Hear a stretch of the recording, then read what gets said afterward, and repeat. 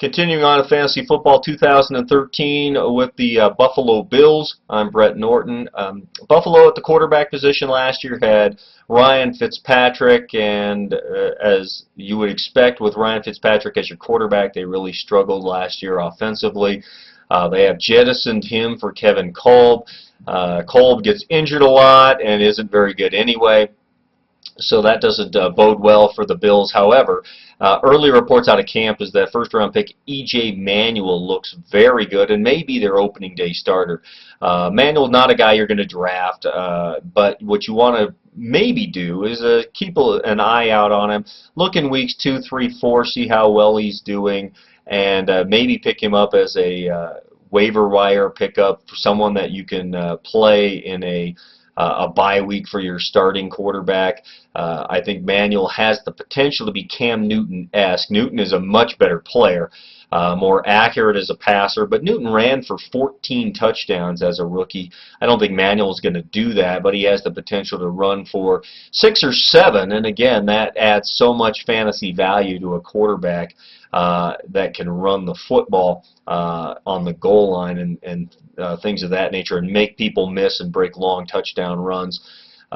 Manuel can do that. RG3, we saw that last year. You can see it from a Kaepernick. You see it from a Cam Newton as well.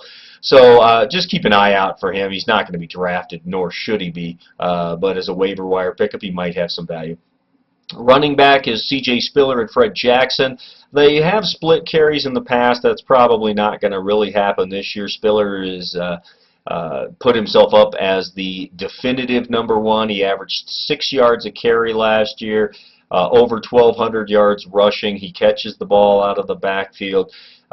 Clearly number one. He's going anywhere from the 3rd pick to the 8th or 9th pick in the draft. He falls in that group of running backs like Jamel Charles or Ray Rice or LaShawn McCoy. Some consideration for Doug Martin in there as well, of guys who fall in that tier right after Adrian Peterson, and they usually go anywhere from 3 to 9. Spiller seems to go right in that 6 or 7 range most often, and the real thought process seems to be, do you take C.J. Spiller or do you take Calvin Johnson in that 6-7 range in the first round? Fred Jackson might be a good handcuff pick, but other than that, I don't think he has much value to the Bills anymore or to fantasy players in general. At wide receiver, the Bills don't have a whole lot. They've got T.J. Graham. He had a solid rookie season, some 30-odd catches. But I wouldn't expect him to be a real threat in the passing attack for the Bills, not someone that's going to catch 100 passes and 10 touchdowns. And then on the other side, they've got Stevie Johnson, their number one receiver. Stevie Johnson may be the worst number one receiver that's available in the league. He really plays as a wide receiver 3. He caught over 1,000 yards worth of passes, but only 6 touchdowns. He reminds me of some of the other questionable number one wide receivers that have been out there in the past. He's draftable. I would put him kind of in the Dwayne Bowe category. Bowe has more upside potential, though. Stevie Johnson, look for him in round 6, 7, because he is a number one receiver and will catch more passes than any other Bill, but he's just not going to catch enough touchdowns to make it worthy of your higher consideration, or anyone above a wide receiver 2, maybe even to fall into a wide receiver 3 category.